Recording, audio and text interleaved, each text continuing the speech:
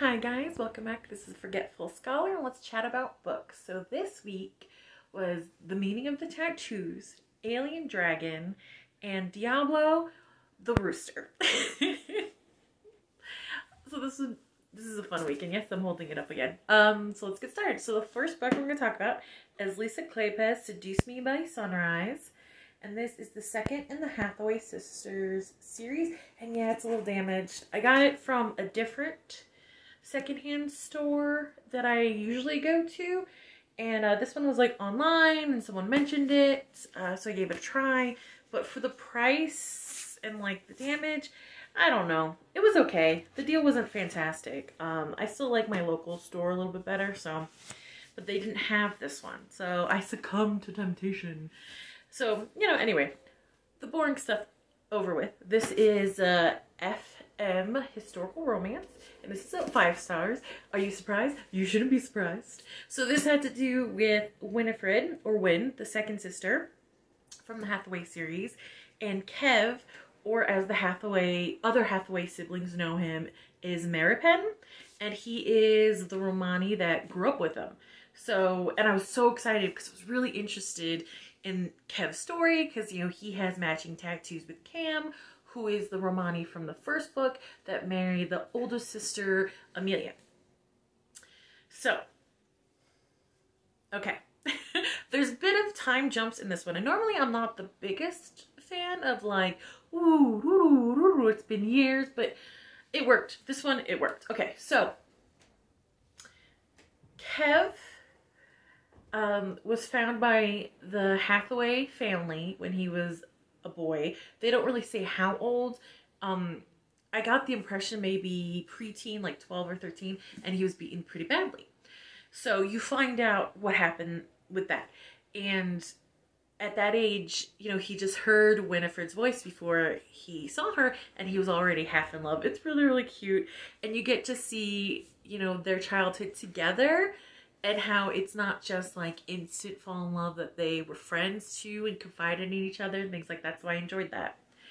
So Winifred has been like, she's very sickly. She can't do a lot of physical activities, and everyone treats her really fragile, and she hates it. She absolutely hates it. So she goes to France to the specialized clinic that's supposed to help. And she's there for a couple of years. And she doesn't go alone. She goes with Leo. And in the first book, the oldest brother, Leo, was a pain in the fucking ass. But he was obviously meant to. Because in this book, you kind of get the charming Leo. And you understand why, he got away with so much for so long. But you see, the relationship between him and his sisters. And, him and Kev when they were younger. And everything like that. Before the grief of his fiancée destroyed him. So they're in France for 2 years. And I like that it wasn't immediate. Like, she had to work hard to get physically better. And, Leo had, for 2 years, he was kind of being sober and, getting back on that track. So that's really good. And this, I will say, there is guest star appearances from Cam and Amelia. Because they are living in the same place. So, and even Simon Hunt and Annabelle Hunt from the Wallflower series, they do a little bit of a cameo. And the thing is, this was great. This was well done because with Cam and Amelia, you get to see them a little bit. You get to see where they are in their lives, but they don't take over. You know what I mean? And when they're in it, it's still pushing the plot forward because Cam and Kev have the same tattoo of the polka. I don't know if I'm pronouncing that correctly. I'm so sorry. I'm going to try to remember to write it here. But it's a Celtic folklore of a nightmare horse. So they have the same one. Yes. And then with Simon and Annabelle, their guest appearance, you find out, where they progress to. And that's really nice. And it was only one scene. And even then, it still helped push the plot forward and added like an added danger to the overall story, which I really liked. Now, in this book, man, it was a whirlwind of emotions. I was frustrated with Kev, then I sympathized with Kev, then I was frustrated with him again, then I was happy, and then he made me frustrated again, and then, then I was happy in the end. And I know that's a lot, but it was obvious that was what the writer wanted. You know what I mean? It wasn't because of story plots or non-existent character development, nothing like that. That was what the author wanted you to be. That's the emotion they want to provoke, and boy, did they. So I really liked the finding out what the tattoos meant and what that meant for Kev and Cam. I enjoyed that. I enjoyed how this sort of half-fractured family got back to close-knit, and I really, really freaking loved. There was like page 320 or 322 when I literally rose my head up and said, I freaking love this family. Like, that was such a fun scene. I'm gonna let you guys discover, but that was a blast. And the younger sisters are adorable, and you get a little bit of hints about Leo's romance and what his book's probably gonna be about. I assume. I don't know. The Wallflower series kind of threw me with predicting who's gonna be the next couple for the books, because some of that was weird. Anyway, not gonna harp on that. So far, I'm really, really loving the Hathaway sisters. Really, really loving the Hathaway sisters. And it did take me a little bit, if you could see on my TBR shelf, to get all of the stories of the sisters, because I wanted to go, you know, every week do a new one of the sisters just for me. Really, I just want to read them. So there's that. So this is 5 stars. I really, really loved it. Is there anything else I'm forgetting to mention that I want to write down? No. I loved it. And I loved Winifred's personality, because on the surface everyone sees her very serene and angelic, and internally she's a normal freaking person, and she hates the pedestal that people have put her on. Like, I got it, you know what I mean? And there's a little bit of a love triangle going on, which was a lot of fun. It has a very interesting twist, I thought, at least. I did not see that coming, so that was a blast. And, like, I wonder, with the mystery of the tattoos, if that's going to branch off the sisters involved with that. If that's going to branch off into their own series. I don't know. I'm going to see. That would be kind of fun. That would be pretty fun. So, again, 5 stars. I absolutely loved it. So, I'm going to get a little bit of water, because it's dry in the desert today, guys. It is dry. So, the next book is Diablo the Rooster. That's not what it's called, but in my head that's what it's called. It's MM Celestial Horror Paranormal Romance Historical. And it is a frequent guest of this channel. So it is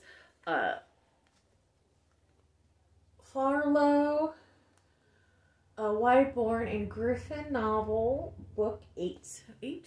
Yes, book 8. Jordan L. Hawk. I really love this cover. Look at that. Okay. So, Jordan L. Hawk is a repeat author on this channel, and I absolutely adore them. Absolutely adore them. So, this one was interesting, because in the beginning, I wasn't having fun. I really, really wasn't. And there isn't a lot I'm gonna say, because it is the 8th of the book, and there's some, you know, overarching plots that you guys really should give it a try and discover for yourselves. I will say it ended with the 4 stars, but like in the beginning I was thinking of giving it like a 2-star or a 1-star. So this takes place 2 months after book 7 and everything that went on there, when Whyborne saved the day, and he discovered some stuff about Windishan, the town that they live in. And he's keeping secrets from Griffine. And the thing is, that just annoyed the piss out of me, because we've been over this. This has been a theme for Whyborne for a while, but it stopped after the Endcott books, and him and Griffin have talked. Don't keep secrets from each other after that. So I thought, you know, that was a bad habit. That was Kaputski, but it came back, and that's why I was like, oh my gosh, you know, again. And I get it, you know, you want to do some kind of relationship drama, but I think by book 8, it's okay for them to be in a beautiful, stable, you know, relationship, because you have such an amazing overarching plot that's going to keep me engaged. It's going to keep me reading for more. So in the beginning, I was kind of like, meh, you know what I mean? I wasn't having all that much, just because it was a repeat of, it felt like Whyborne backslid, you know what I mean? A little bit. But this one was pretty, I'm happy. Well, obviously I wasn't going to stop it because it's book 8 and I love the series and I want to know what happens. But this one, you find out Griffin's childhood home. So Farlow. I can't speak today. No, I can't. So anyway, it's Griffin's hometown where he grew up in. So something horrible is happening there. So they have to go investigate. So basically a man from his hometown that he always knew was kind of respectable, but was one of the mob that kicked him out when they found out he was gay, tried to kill him on the steps of the museum, saying you'll pay for what you did. Like a complete zombie. And Griffin, with his shadow sight, could see that there was like a corruption in him. So they go to his hometown. I did really like chapter 2 or 3 where Whyborne's sister calls him an idiot for keeping his secret from Griffin. And I was like, yep. Good for you. It was just a little annoying because we've been over that issue with Whyborne a lot. So I thought it was put to bed, but I could understand why the author did it. And I'm happy I didn't stay annoyed for very long because this book ends with the 4 stars. And I do really, really like it. So they go to his hometown and they try to find out the source of corruption and save his mom. And there's a lot of different tiny plots and tiny clues that fall into the overarching plot of them stopping the masters from killing humanity. You know, from the end of the world, basically. Let's see what I can talk about. Well, I mean, the people in his hometown, I understand it was a different time, but man, the things they said about Griffin, like, I was getting pissed. And I was so happy Christine was there because, as always, Christine was just, like, saying what I was thinking, which was lovely. She's like, oh, they're not worthy of you and everything like that, which is 100% true. So, everybody's farm is basically falling into ruin because of the drought, except his farm that his cousin took over after his pa died. And the thing is, why I called it Diablo the Rooster, because when they get into town, they do meet up with Griffin's childhood friend, Lawrence, by chance. And Lawrence is Caucasian and he married, his wife is African American. I know that seems weird, but at that time, you know, that's really rare. And in Kansas, it was legal and things like that. And I think because of that, even though he knows Griffin is gay and how the world was then, he's like still Griffin's friend. Like, he's lovely. He's absolutely lovely. The family's absolutely lovely. He's like, I'm not, you know, thou shalt not judge kind of thing. You know what I mean? Because people kept telling him that his marriage was a sin. So he doesn't think Griffin is a sinner. And it's pretty lovely. I mean, it's just nice to know that Griffin had someone from his childhood that still is in his corner, you know? Because Griffin, poor baby's got a lot of issues, you know? He's got a lot of issues. So, and on their farm, you know, they have a farm. And you have to take care of the animals. And, like, roosters are jerks. Sorry. You know what I mean? They fight you. Like, and yes, I know this from experience. Because family members had farms that, you know, my job was to feed the chickens. And the roosters do not like people going into their coop. It's just the way they are. They're very territorial. So the rooster's called Diablo. And I loved, and it was such, like, funny, innocent scenes in this kind of really terrifying world. And it started to, like, really just resonate with me. And I was like, oh yes, this is why I love, you know, these books so much, you know. It was very funny because Whyborne is a super powerful sorcerer and Diablo, this rooster, is just torturing him. And it's really funny scenes. And at one point, the bad guy shows up on a horse and Diablo terrifies the horse into running away because this is like a badass rooster. So I was like, that's it, Diablo the Rooster. That's what it is in my mind. Perfect. You know, so that was a lot of fun. And then from then on, I just fell in love with the book again. Like, you know, the overarching mystery, so fascinating. The good versus evil, so fascinating. Also, it's not clear lines, how so many other stories are, you know what I mean? Fantastic. And I don't know how they are so freaking good at writing magical fight scenes that just get the adrenaline pumping, and I'm so into it, and I'm like, holy crap, what's gonna happen, what's gonna happen, what's gonna happen. Phenomenal. The ending, phenomenal. The fight scenes, phenomenal. Am I gonna keep reading it? Yes, yes I am. Of course I am. So that's that one. And then the last one is The Alien Dragon. So it's How to Soothe a Dragon by Holly Day. And I don't think I read this author before. So this was a lot of fun discovering a new author. And I did give it 3 stars. I did really enjoy it. It's contemporary, I think, because they don't really give a time, like a year, and there's no like sci-fi kind of contraption, so I don't think it's in the future, but it was deemed by intergalactic court system that humans are destroying the planet, so the planet was given over to this other race to like stop them from destroying themselves. So there's aliens, and they kind of look like lizard men and women, you know, they look like lizards, like humanoid-esque lizards, you know what I mean? I kind of pictured, oh, I forgot his name, but the character, you know, oh my god, I'm completely wanking. Mass Effect. You know what I mean? I kind of pictured that in my head. I don't know if that's what it was, but that's what I pictured. So, Derek is different from other humans. Oh, he's so different. Oh my god, different. But he is because the aliens can kind of, not really mind control, but sort of put humans in like a relaxed state against their will, kind of a thing. Like mind control a little bit. I'm gonna say, you know. And Derek can't. His mind is very different and very guarded, so they can't. So he sees like other humans kind of zombified, and he's terrified of this alien race. And Ocern is the other M and the MM. He is the alien race, and he lives in the same apartment building, and every time he sees Derek, he kind of loses control and chases after him. And Derek thinks he wants to kill him, but no. It's opposite, baby. He wants to mate with you. That's what happens. So Ocern has been in love with Derek for a couple years, but he loses control every time he sees him. Impulse control issues. Yeah. So this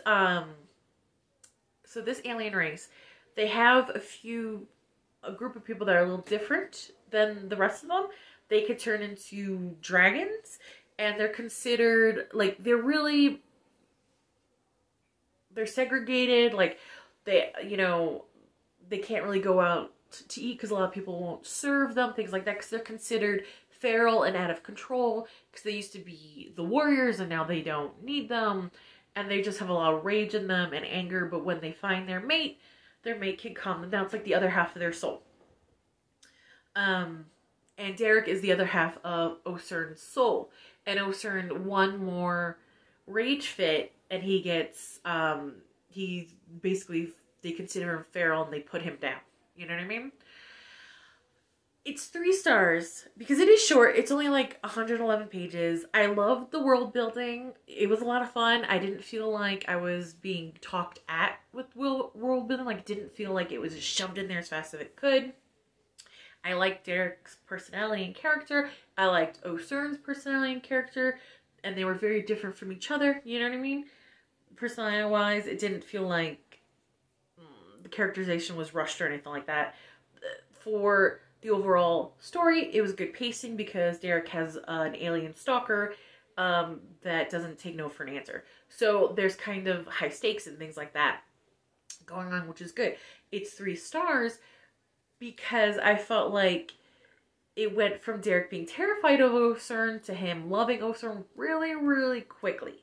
Like, I was like, oh man, if you had like maybe one more chapter where he realizes he was wrong about Ocern, he assumed things about Ocern and let like his assumptions about the alien race kind of color what he thought about Ocern, and then you know, slowly trust him and then fall in love, I would have been like, ah, like I just wanted a little more progression in the love story because I just felt it was too fast. So like maybe another chapter, another 10 pages on it would have been, oh, it would have been so good. So that's why it's 3 stars, because I just wanted a little more romance in this romance novel, like a little more progression to the falling in love aspect of it. That's what I wanted. But the ending is a lot of fun. It's a great ending. I really enjoyed it, especially, you know, Derek making friends with the alien race. So that was really, really nice. You know what I mean? So I liked it. I'm definitely going to check out this author's other things. Yeah, so that was a lot of fun. I just wanted a little bit more romance. A little bit more romance. This would have been great. But I'm going to check out our other stuff. So I don't want to, but it's time for me to get back to the real world. Like, comment, subscribe, and I'll see you later. Bye.